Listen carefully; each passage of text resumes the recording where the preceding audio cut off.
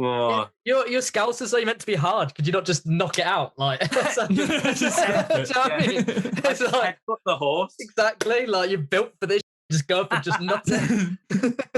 Now, maybe if it was like a little, I don't know, and sort of a skinny little badger who was on his last legs, I could maybe take that down, but not a full-grown horse.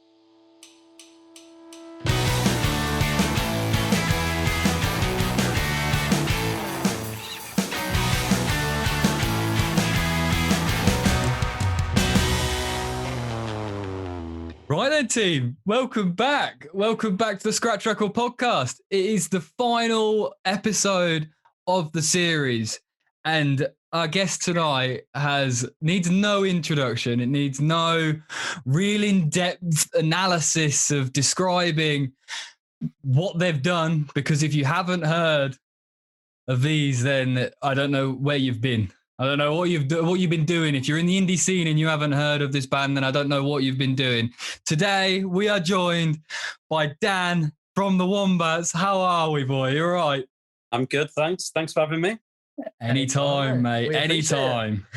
We're kicking off this new series by starting with a little scenario. So we're going to drop you in a scenario and just get your response to it, basically. Okay. So you've gone traveling on your own, backpacking around God knows where. You're up in the mountains and you come across some monks. These are people who have never had access to social media, never had access to music, anything. They've never heard of you. Don't know who the Wombats are, never heard a song, but they want to know what you're about. So how do you summarize who you are and who the Wombats are to these monks? When you started that, I was literally thinking, oh, it'd be so nice to be able to travel again. Yeah, literally. And then the monks came into my vision. I was like, hey, monks, how you doing? And then finally, there we are, face to face. And they say, what do you do for a living? I'd just say 3 friends making music since they met in school. And somehow they're still doing it. 18 years later, they've got no idea how, but they love making music, and that's somehow seen them through up till now. And then I'd probably ask one of the monks to pull my finger, and that'd be it. Get it with some of the old tricks. The old classic Liverpool hello. Yeah, get it with a wholesome speech and then give them with a dad joke afterwards, and that's it. Yeah.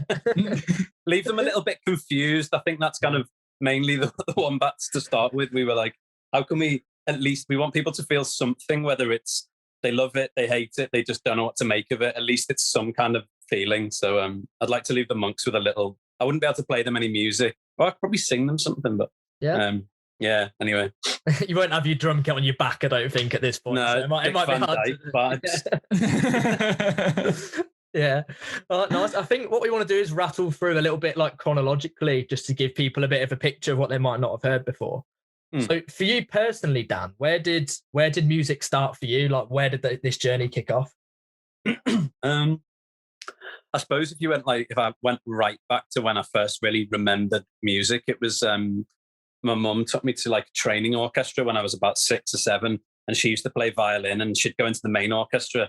And then us kids would like go into the training orchestra and, blow around on a recorder or a flute or what, violin or whatever. And I took a liking to the flute, and then ended up playing flute in the orchestra, got lessons each Saturday. And that was just it was more like, child minding, basically, just keep them occupied while mum gets to go and do something. But I always loved that kind of like that sense, it was something to look forward to. It was like fun hanging out with people. The social aspect of music, I guess, and making something together, making sound with other people, that definitely like resonated with me. And I think most people, to be honest, whatever you do, whether you're in a little local choir or anything, like doing music with people or singing songs at a football match, like that feeling of singing together and making sound is just like so deeply ingrained in humans, I think. So for me, it was just like, oh, I want to do more of this. And then everything from then on was just kind of, and then I got piano lessons, and then I heard Smells Like Teen Spirit. I saw the music video on MTV when I was about 11, and I was like, shit the bed, what is that guy doing there playing the drums? That's amazing. And I literally just wanted to be Dave Grohl to start with. And then I was like, can I get a drum kit? Unfortunately, after a couple of years, my parents let me use it, let me get one. After you wore them down a little bit to I did, persuade because them. they wanted to make sure it wasn't like just a phase, kids who, and especially with a drum kit, it's not like, I don't know, a harmonica or a flute where it's like this little easy thing to do. It's like, it makes a hell of a lot of noise. It's a nightmare to transport, and they really did put it off for a couple of years. But my 14th birthday, I got my drum kit, my old red Pearl Export. And then, just started playing with friends in school. We did the Battle of the Bands, and then it just went from there, really. I'd just sit there with my little boom blaster next to me and playing along to like Nirvana, Green Day, Blink-182, like whatever was, whatever I liked at the time. And then loads of classic rock stuff. We used to do like Cream, Beatles, Rolling Stones, like all the kind of usuals, really. And then we started playing at like weddings and stuff. This isn't the Wombats, obviously. This is with some other friends before. And then just started writing songs and playing the acoustic, and it just kind of snowballed. And like I just got more and more like, when I was supposed to be doing my homework, my parents would be like, "That doesn't sound like homework. That sounds like you playing your guitar." And it would just carry on, and and then from there met Murph and toured at Lipper, doing music and sound technology, and then I guess the rest is history, really. So when you what did your parents first think when you first went into that phase? Because I'm imagining they've put you in like the orchestra under 21s basically to like breed you up into that sort of style, and then you've sort of gone a little bit off that and been like, I want to go into this rock Dave Grohl drums. Were they a bit like, they were happy with you in the flute, or were they supportive of it?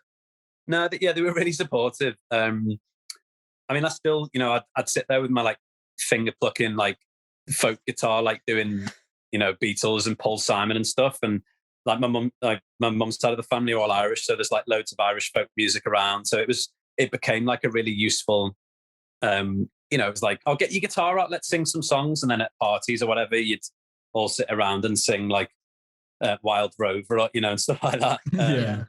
And but no, they were really supportive. I mean, there were a couple of when I was getting more into I suppose like early metal, new metal-y kind of stuff, my mum and dad were definitely like, "Oh God, what is this?" But then I think as a teenager, if your parents aren't questioning your taste in music, you're doing something wrong, aren't you, really?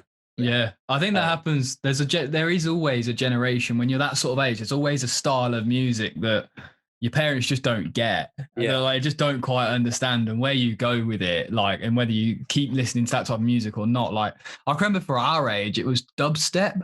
Oh, dubstep was a thing. Bangarang. Yeah, dubstep was a thing when we were younger, and I can remember it came on the radio while we were driving with my old man, and I was like, thinking I was some really cool kid. I was like, turn this up. And it was like this dubstep track, and I now look back at it and go, interesting choice of music, Elliot. But like for parents, that must have been like a mind-blowing thing. I think that must have been the same with like where rock and roll went as well. Like that must have been like with like the Nirvanas and all that. Like that was such a experimental period of time when it comes to rock and roll.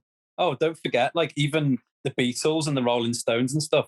For our parents, that was nuts. They were like, "What is this? Sacrilege! This is awful. This isn't music." And now we look back on it and like we're like, obviously this is classic music that's shaped popular culture for the rest, since then.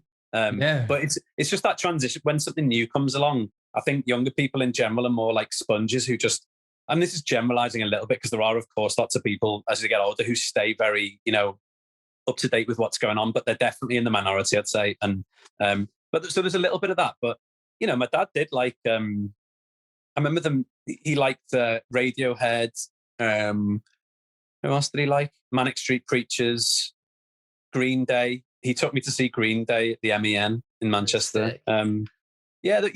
He did like a lot of stuff, but mainly he just wants to listen to Neil Young. So I'd be like, "Right, Dad, we'll listen to a Neil Young album," and then I'm sticking System of a Down on. You got to give and take. You've got to give and take. That's fair enough. Okay, so let's get in past that then. Start of the Wombats. We're sort of interested in those very early days. Did you play some really dodgy gigs around Liverpool? And what was the worst one? Paint us a picture of what that was like. Oh, fucking hell, yeah. What's the swearing scenario on this podcast, Crack by the way? on, mate. Actively encouraged, I think, is the, Okay, right. Just in case my potty mouth runs right. No, mate, crack on. So, well, the first gig we ever did was in a place called Hannah's Bar, and that was when the guy needed a name for the poster, and I was like, "Oh, I'll just put the Wombats for now," and he just laughed and said, "All right, that'll do." And it's so weird how like little moments like that can then lead to you having a giant 7-foot inflatable wombat on stage with you in Australia or something. Yeah. But the gig itself, we wore jesters hats. We were just idiots, like we were 19, just getting smashed all the time. Like it was just a fun way to hang out, really. And I'm trying to think of, we did one time, our manager got us between us and our manager, we ended up with like 3. He was also studying at the same school, so he didn't really know what he was doing. And we did 3 gigs in Liverpool in a week. And it was like the first gig, there were probably like 45 people, and we thought we'd made it. The second gig, there were probably like 15 people. And then the last gig was literally just my flatmates. There were 3 people in the crowd who'd seen us twice already that week. Oh. And it was just dire. And we were like, we went on stage, and the promoter was just like, I think it was in the Barfly as well in Liverpool. And, we were the first band on, and I think he'd just done it as a favor, but he was just like, "Oh, go on, lads, just, play a gig." And we were just hungry. We said yes to everything. And we got on stage, and we were like, this is just a glorified rehearsal with our mates who have heard us so many times before, but they were like, "Go on, we'll have a good night out afterwards." So we just, we probably got like 10 cans of beer to do the gig and had such a laugh. That was always our motto, though.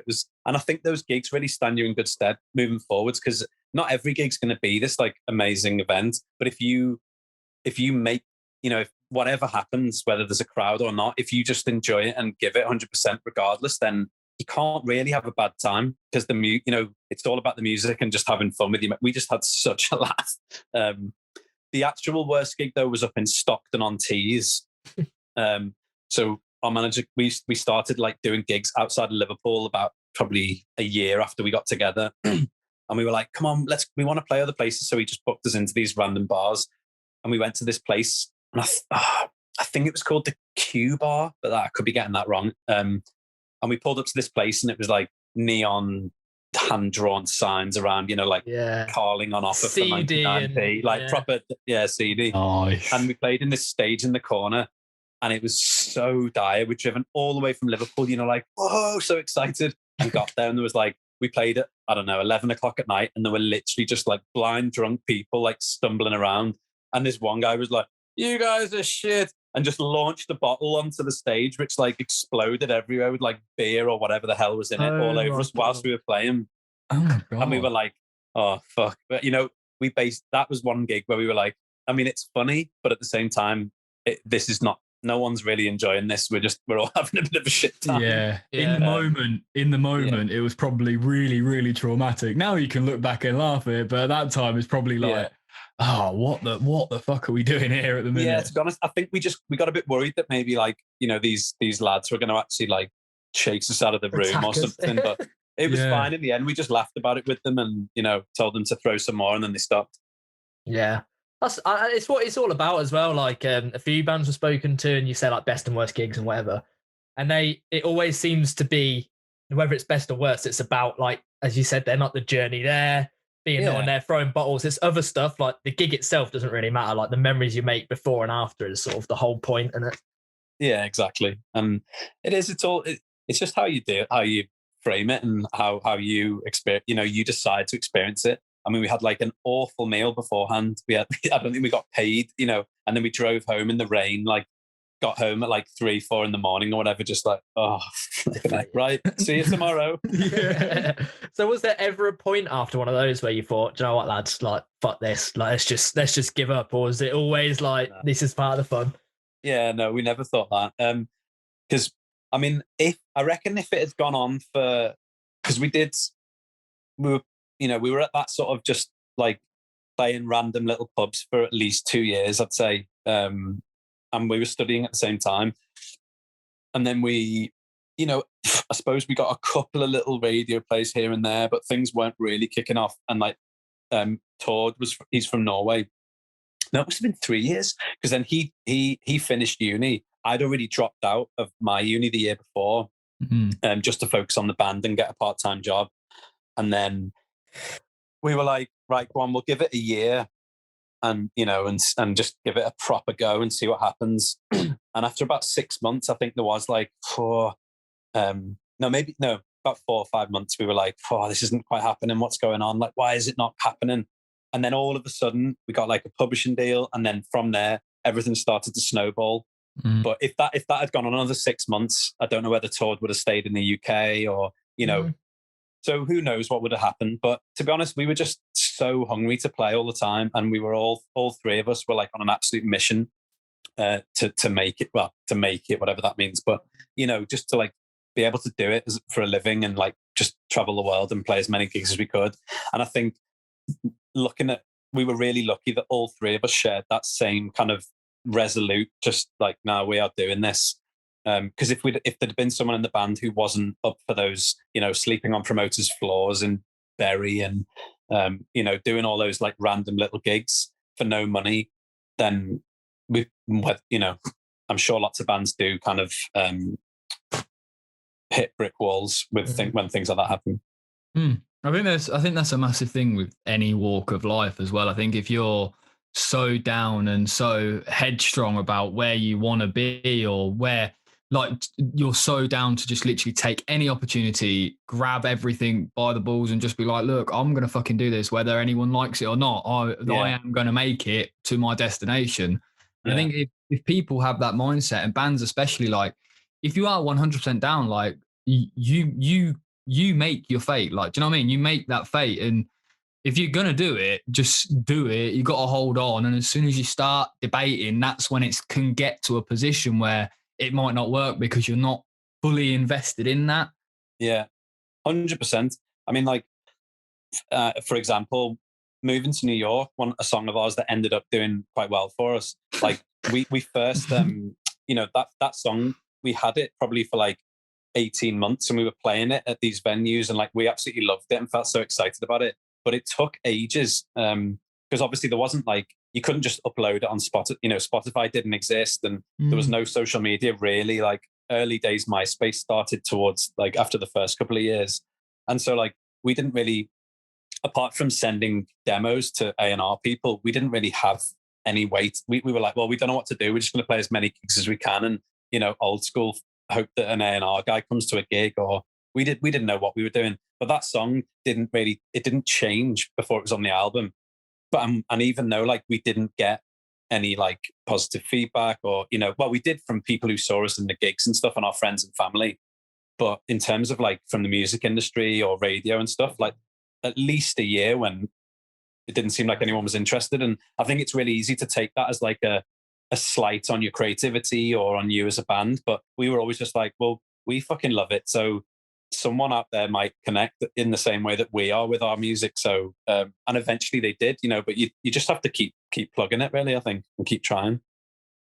Yeah, no, I think you definitely do. And I think it's a bit of a lesson for everyone really. And like we've said before, and I even find like we get a fair amount of music sent to us. And there's times when like you listen to a song and you're like, it's decent. And then I'll literally listen to it again a couple of days later in a different mood. And I'll be like, this might be the best song ever written, actually. And like, you go back to it and then I'm like, actually it might be shit. And like, it's hard. Sometimes it's like a little bit right place, right time.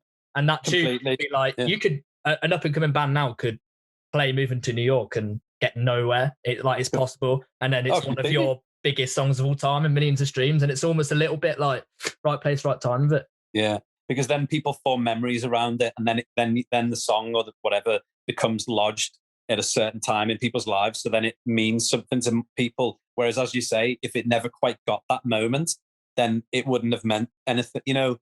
The song itself, obviously, like of course it matters and it has to capture something. But as you say, it is like time and a place. Definitely matters. Yeah, definitely. And do you think that's a little bit of why Wombats have been so successful? Is I feel like a lot of Wombat songs are like, they easily attach memories to them. Like I listen to like Let's Dance to Joy Division like all the time at uni, because it's one of those songs that, I don't know, just feels like gives you energy. Like I feel like a lot of those songs are very like you can put them on and everyone's going to enjoy it, and then naturally forms quite a lot of memories around it. So do you think that's a little bit why they did so well? Yeah, I mean, who knows? But I do think that, like, when we did a listening party a few weeks ago and like listened to the whole first album back to back, like, so, the whole way through, and I was just like, holy shit, this is like the most energetic album we've ever done. But it was basically recorded live, and we were just so energetic, and like when we played together, it was just like the fun, and that's what our A&R guy always used to say. He was just like, I just want people, when you hear it, just to feel like they're having as much fun as you guys are, like, and I think, and you can hear that energy coming through in the music, and hopefully, that's maybe one of the reasons why people do feel like it's actually like it's fast, and it's like, I don't know, it's hard to say.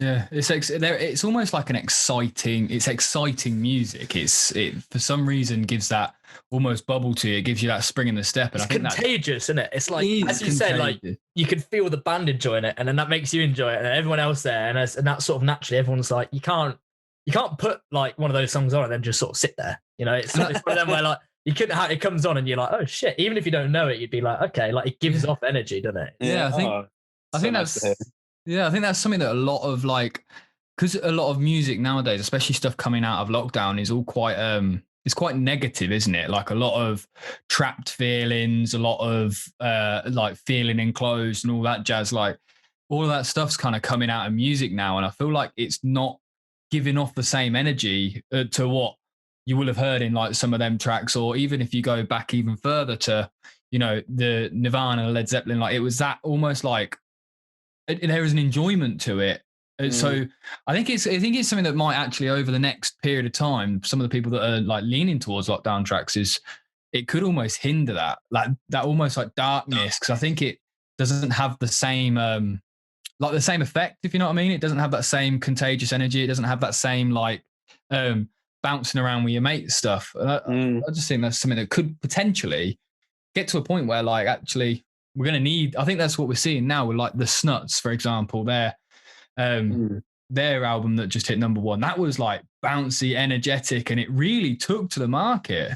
Yeah, I mean, it's interesting to see how different events in time shape music and stuff. And like, obviously the pandemic, it's going to be interesting looking back in like 5 years time at the output of the arts in general and being like, wow, you can hear and you can see the effect that the pandemic had on people's like creativity and their mindsets and all the rest of it. Like, I know making music throughout the pandemic, it's been an absolute like lifeline to get through it, and also somewhere to channel an overactive brain when you can't go anywhere. There's not as many distractions, so it's good in that sense. But then you explore different parts of the mind that you wouldn't have done had there not been a pandemic. So and you can't get in a room with your mates, like that in itself, the difference in in the energy that when musicians get in a room together, like that is a different experience than being in your bedroom on your own. Like, you would just not make the same music if you were with your mates, like, full stop. Yeah. How have you found like writing in lockdown? Because like we've been doing this pretty much the whole length of lockdown, like what we've been doing here, and we've done everything from creating videos to doing merch and like designing t-shirts. We've done all of that jazz, and I found it almost quite almost beneficial. Like it benefited me creatively, because I felt like I've been in this room and this world where there is no limits, because there's no one telling me there's any limits. I felt quite like creatively free in that respect, because I can then just write down a design and be like, oh, and then just flick it across to Joe and be like, what do you think? And I've not got something there being like, oh, that's, who's going to wear that? What's going to do that? Who's going to do this? Or, do you know what I mean? You don't have that restriction when you're not seeing people. So have you found like this lockdown creatively, like quite beneficial, as has it hindered you in a sense? So I think that's similar, like, because I think there are positives, from being on your own and being able to see through your idea, to the end. And because there are less distractions, I don't know whether you found that you haven't got like, oh, I'm going to meet a mate for drinks, or I'm going to the cinema, or I'm doing this, or I'm doing that. So you've actually got a bit more time just to think about these things, and especially if you use that time in a constructive way, like it sounds like you have. And when it came to making music, there were definitely, we've done a lot of Wombats recordings remotely, and we tried to just keep it imagining that we were in a room together, like try and just layer it up as though we're there. And it was good in some respects, but yeah, I would rather have been in a room. But it's just interesting that, as I said before, art reflects life, and it's kind of listening back to the songs that we did through lockdown. It's really interesting to hear them. And for, when I'm 75 years old, listening back, that album will always remind us and me of lockdown and this mad period we've just been through. In terms of like, myself and Todd have done this like sort of other project called Sunship Balloon that we released in September, but we'd already written the songs for that before lockdown happened. But then as soon as lockdown happened, we were supposed to be doing a tour. So we just were like, right, let's just crack on with the next, just keep writing. And it was a really productive time because we were, as you say, we could spend the time going to the end of our ideas, and like he'd send over something, and then the day later I'd spend the whole day working on something with no distractions and send it back. It's like, whoa, I've spent the whole day working on this, check this out. And it just went back and forth, and like, it's really good for that. It definitely haven't made as many songs ever in a year as I have this year, but just desperate now to get back out on tour. I can imagine all these songs going around in your head, and you're like, I just need to get them out somehow. Play them. Need to get that almost that final goal. It's that last, like you were saying about like following your ideas to the end. Like, I guess the most people's goal with music, like the end goal is to play it, is to get it out to the people live and get the energy, bounce off each other. And I think that's something that's going to be, me and Jeff spoke about it quite a few times, like getting back to gigs, I think might be the best feeling. I can't even, like the excitement of it now. Like we've got, we're gigging most weekends when we look at our calendar now, like out and about, and amazing. I'm buzzed. I can't wait. Wait. Oh, honestly, like seeing, I've been watching all the Everton matches through this, which I haven't been able to do for years because I'm not, Saturdays are normally gig days, and if you're in a different time zone, you watch the highlights and stuff. But obviously, you've had nothing to do, so this has been like, put my Everton shirt on, watch the game, like get excited, and like, I love watching the footy anyway. But seeing the game yesterday against Wolves, and the fans were like, 7,000 fans or whatever were back in the stadium, it nearly brought a tear to my eye, like seeing how much it meant. You could just see the look on people's faces. They were just like shouting with their mates, like jumping up and down, like those moments that you just can't replicate at home, no matter, yes, I've enjoyed still at least having some football on the TV or some live stream gigs or whatever, but it's just not the same, is it, as being like in the room or in the stadium or whatever it is in the festival. Like those moments, you just cannot, you can't get them anywhere else. So I can't wait to get back to that. Yeah. Have you got a, like talking about these memorable moments, have you got like a most memorable gig, like one of them ones that's really stood out for you, like in that sense? Yeah. There's a few, but I guess, the three main ones that come to mind, I guess, when we played the Sydney Opera House in Sydney, obviously, in Australia. Tends to reside there, Sydney Opera House in London. That was like ridiculous. We did 2 nights, and that was a pretty special moment. And then supporting the Rolling Stones in New Jersey at the MetLife Center stadium was just such a weird experience. I bet.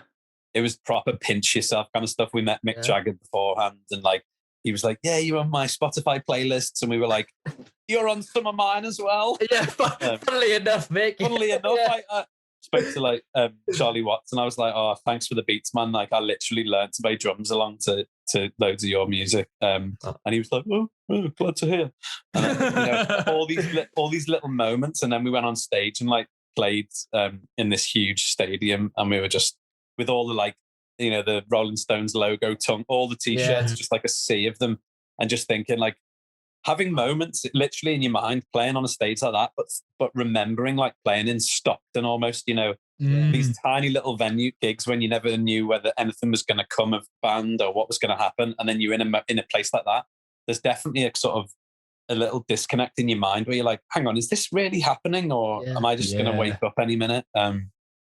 So that was insane. And then I guess Glastonbury, you know, the first time we ever played that, but it's just, I don't know if you've been to Glastonbury Festival, but like the atmosphere there is just unlike any other that I've been to, really, to be honest. There's like a sense of de-inhibition and like just, it's cliched, but like peace and love and just really good, like, you know, everything that's good about being a human, just what it feels like the whole time. And you can just feel it coming back from the crowd, like it's just smiling faces and a sea of flags and like, it's just magical.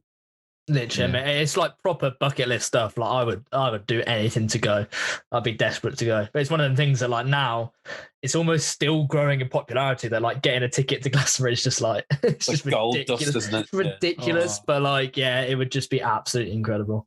Well, if it makes you feel any better, like even if you're playing at the festival, they only give you like one guest list each, basically. So imagine like I've got a massive like family, and all my family are like, any chance of tickets? And I'm literally like, honestly, I can't. It's just so wild. We're literally playing Glastonbury and can't get you a ticket. Like that's it's crazy. But it's brilliant. It's so good. Anyway, all this talk of festivals. I know. Oh, no, don't. So long ago, done it. You mentioned Sunship Balloon, and we just want to touch on it a little bit more. Where did that sort of come from, and where did the ideas come from? And I think like sort of, does it just give you a little bit of freedom creatively to have that side project where you can be like, there's maybe not as many eyes and like sort of people excited, you know, it's a Wombats album. It's just like, actually, we can just chill out, do what we want to do and drop it. Yeah, completely. So we, when we're making stuff, like either with the Wombats or for the Wombats or whatever, you know, we're just making music and seeing where it goes. And then we just ended up having like a bunch of kind of backing tracks, I suppose you'd call them, where, you know, we'd started making some music for it, myself and Todd's, because Murph's over in LA now.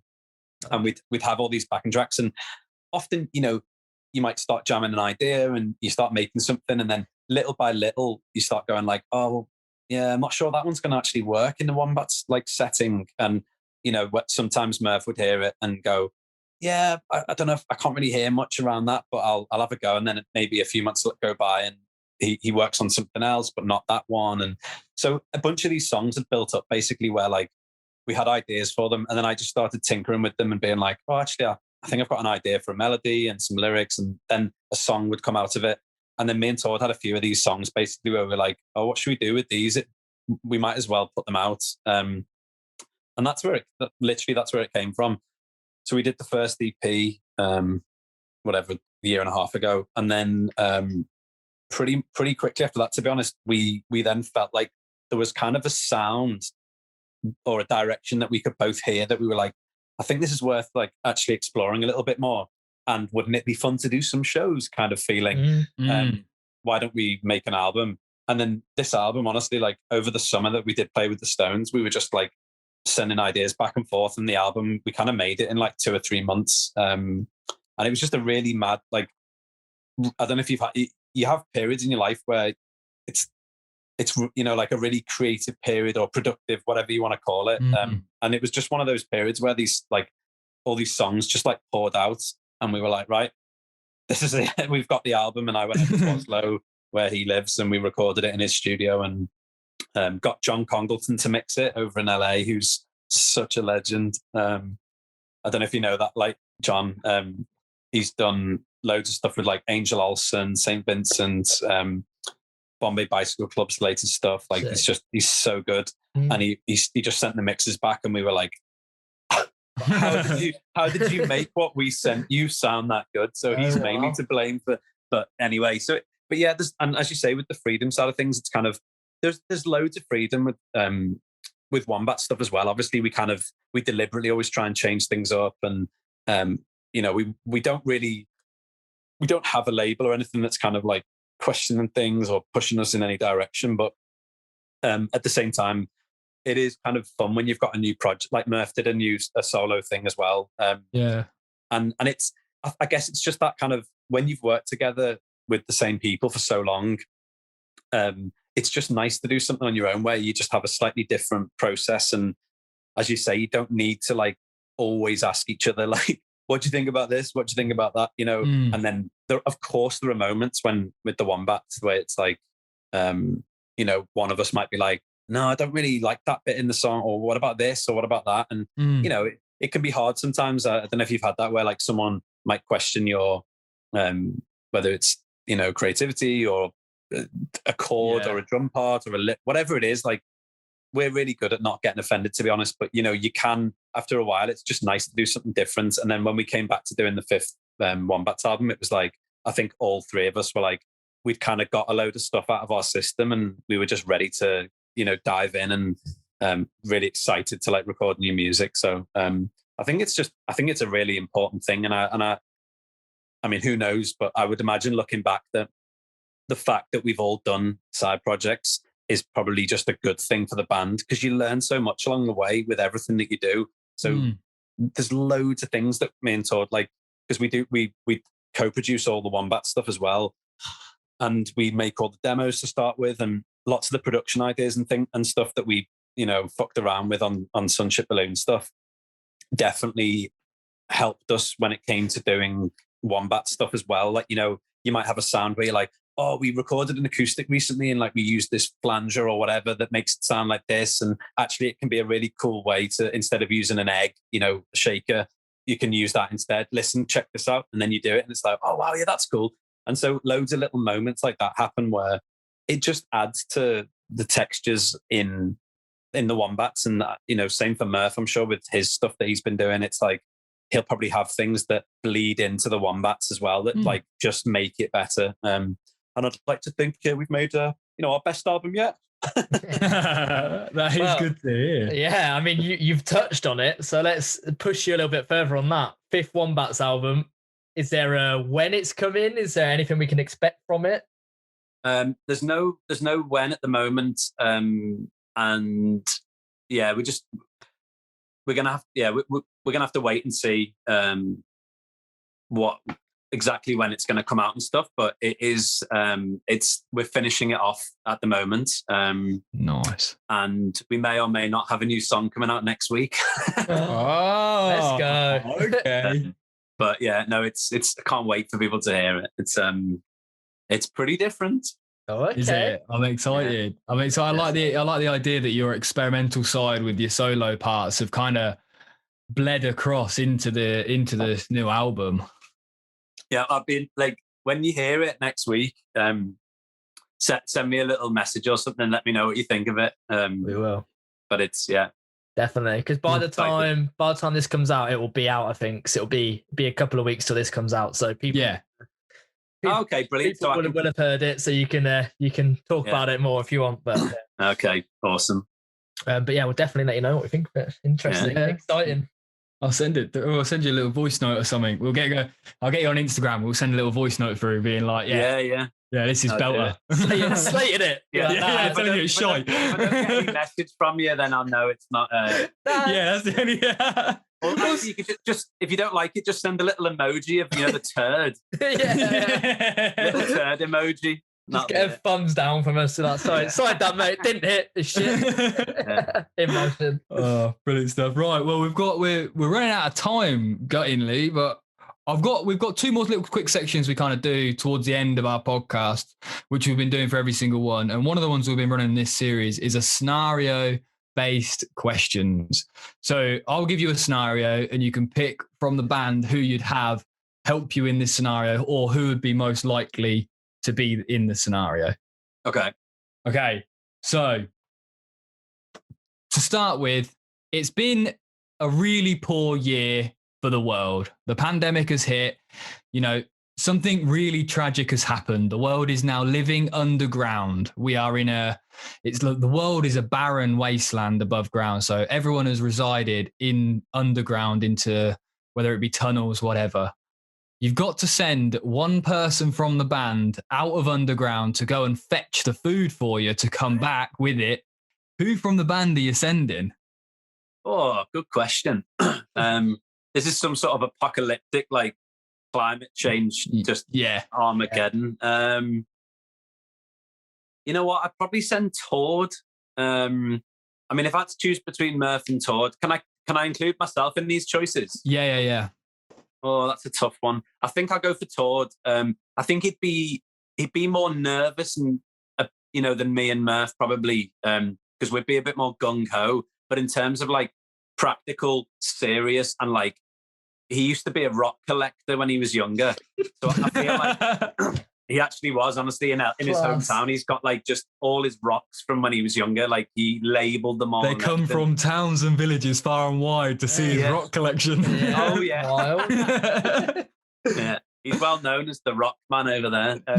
So like he would be really good. I think if it was really barren and kind of dusty and loads of rocks everywhere, although he might get a bit distracted by the rocks. He comes back with no food. He comes back with just a bag of rocks. He's like, sorry lads, there's no food, but I've got this really nice bit of graphite. Imagine. So maybe he'd be the worst person actually, but nah. He can fish as well. Like he's good at fishing, so he could maybe go out and catch us something with his makeshift. He could probably make himself a little line from some vines or something. I don't know. Yeah, I'd send Tord. Nice. Right. So the next one, you've been at a festival in the middle of nowhere, and it's gone a bit south. It's got very, very messy. You all can't remember anything at all. You wake up in a field, and as far as the eye can see is more fields. You don't want to start trekking somewhere because you have no idea how long it will take you. So you're going to stay put and wait for help to come. All that is in this field is a horse, and you've got to eat as a collective. Who from the band is going to kill the horse and cook it on site? Oh, I think this is going to have to be Tord again, because me and Murph grew up in Liverpool, so we're like city dwellers. We've just, everything's just been spoon fed to us, really. We've always, whereas Tord grew up in a little small town, like on the edge of a massive forest. And so he's been out, like, I don't think he hasn't hunted elk, but, I'm pretty sure he's hunted like pigeons or something. And when he was little, and as I said, he's fished, and he's much more outdoorsy than we are. Like when I was over there last time, we went out picking blueberries, and you're going through the forest, and he's like, "Oh, that's an elk dropping," and he knows he knows loads about like nature and stuff. So again, I think he's the only one that I just couldn't bring myself to do it. Your scouts are so meant to be hard. Could you not just knock it out? Like, it's like put the horse. Exactly. Like you're built for this. Just go up and just knock it. Now, maybe if it was like a little, I don't know, and sort of a skinny little badger who was on his last legs, I could maybe take that down, but not a full-grown horse. Fair enough. Yeah. You sort the starters, and he'll do the main afterwards. Yeah, there you go. I'll do starters. Yeah. So the last one I've got for you is you're in America. You're in a gang-ridden area. It has got, somehow they've caught wind that you lot are in town, and one of the gangs has kidnapped you. And they want to get you out working for them for your release.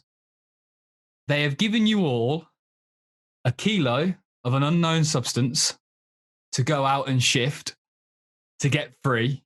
Who is the first person from the band to sell out of this unknown substance and release you all? I reckon that would be me. Yeah, you're right. Not that I've ever sold anything illegal, but I just feel like I'm all right. I'm pretty good under pressure, and in a scenario like that, I reckon I could shift it. I'd go to the right place to sell it. I can talk to a tree. I'll figure it out somehow. So yeah, I'd be the man for the job. I like that. Cool.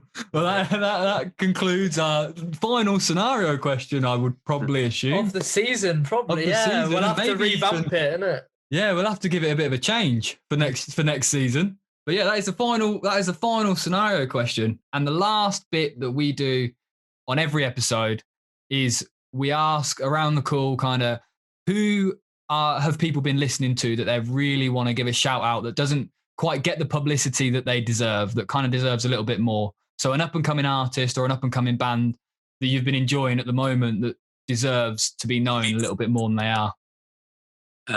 So is there any that you've been listening to? There are. I mean, you can have a quick look at your Spotify or Apple, whatever you use. Yeah. Me and Joe will go first. We'll go first. So, Joe, what? Guys, I want some. That'd be good to get some. Some tips. Okay. Yeah. Nice. We can do that. We can do that. So we can go first now. Yeah, Joe, go on. You hit us with it. Right. So I wanted to mention one that we have mentioned a lot of times on the podcast, but especially with you here, Dan, the one that we think you'd really enjoy. And they're local to us, and that is SARPA SALPA. And they have just dropped an EP like a couple of months ago now, maybe. Yeah. It is one of the best things ever to come out of our area, and like the quality that they've now reached with their music is ridiculous. And they are going to do really, really well. But it's sort of like, it's like sort of indie pop. With some synthy sort of vibes, isn't it? Vibes, very upbeat, got quite the Wombats vibes in the sense of it's got that same energy if you listen to the songs and it's like lifts everyone up. And you bounce to it. Yeah, it's the first time I've heard something like that for a long while, actually. Yeah, it's like we were discussing earlier about like that sort of stuff coming back. I think they could be leading the forefront. So SARPA SALPA I want to check out. Very good. I've got two quick ones to chuck in the mix. The first one is a band that's actually only really reared its head within the last couple of weeks, and it's a band called Lovejoy.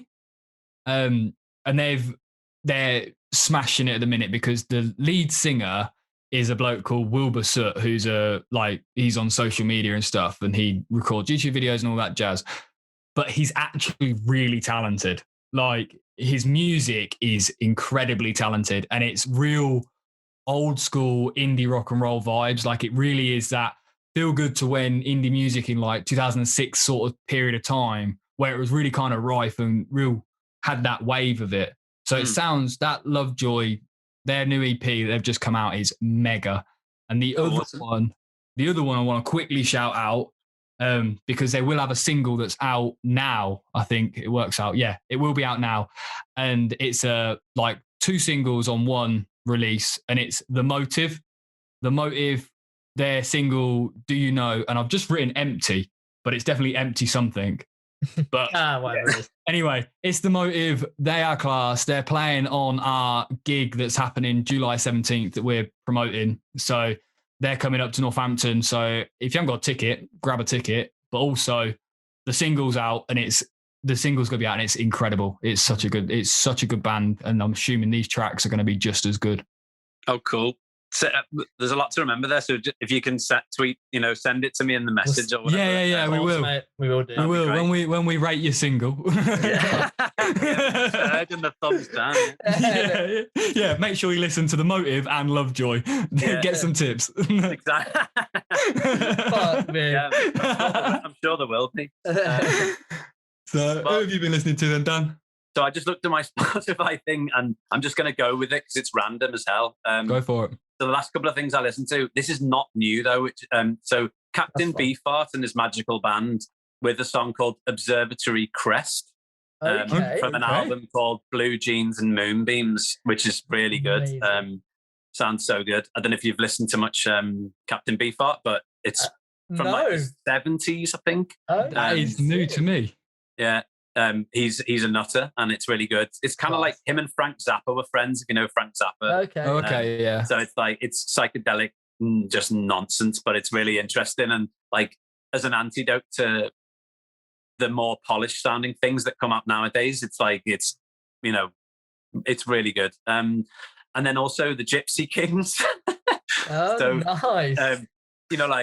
Bombaleo. Yeah. But they've got his voice is just unbelievable. And my fiance is from the south of France, which is from near where they're from. And she just put it on the other night, and I was like, oh my God, I haven't heard this for so long. And it just put me in, I think I've been missing like, beaches and holiday vibes. Yeah. And it was it put me in the best mood. So I've been hammering that. Obviously nothing like indie or Wombats related. That's class, though.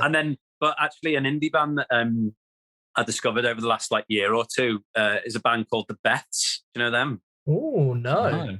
The Beths, they're from New Zealand. I actually went to see them just before lockdown. It's one of the last gigs I went to. And they're so good, honestly. It's like that album, it's called Future Me Hates Me. And it's just brilliant. Like her lyrics are amazing. It's really like, it's, it honestly reminded me of our early demos and like first album, kind of like in that era of music, like you were saying before about that other band. It's got that kind of high energy that you can tell they're having fun. It's like well-written songs. They know what they're doing. But it's just like, it's not like serious. It just puts you in a good mood. And as soon as I heard it, I was just like, I couldn't stop listening to it. It's so good. And again, like went to see them play at Heaven in London, small little 600-700 capacity venue. And yeah, I check out The Beths. Do you like Always? Yeah. But what, are they from Leeds? No, Alvvays. They're from Canada. Oh, okay. Yeah. It's a bit like dream pop, like shoegazy kind of stuff. They're in The Beths, and they're like, I love Always as well. They're so good. Their album Anti-Socialites is amazing, like literally song after song. So yeah, check them out. Yeah, it sounds a bit Lola Scotty vibes to Lola Scott. She's one that we kind of talk about a fair bit from Australia, and it's that similar like early indie vibe, like that upbeat but still sounds still quite raw and rugged to it. Yeah, a bit dreamy to it as well. Yeah, it's got like, well, especially Always, it's got this sort of like summery, hazy sheen to it that just puts you in like a really nice, you can put it on any time, and it gives you a little lift, but at the same time it works if you're a bit melancholy, and it. Whereas the Beths is more just like full on higher energy. Yeah. Beautiful. Well, we'll make sure to get listening to them. They sound class. Yeah. Absolutely. Well, Dan, thank you very much for coming on, mate. It's been a pleasure having you. Thanks for having me. Good to chat. Anytime, it was good fun. Congrats on your podcast reaching 50. Thank you. Thank you. There'll be plenty more. Don't worry about that. So we'll get you back for the episode 100 and see where we are. Yeah. Date. Yeah, we'll get something going. We'll make sure that we're in person for that one though, because it makes it so much nicer just to be in a room with people. Oh God, yeah. Yeah, definitely. I mean, I've spent a lot of time in this room.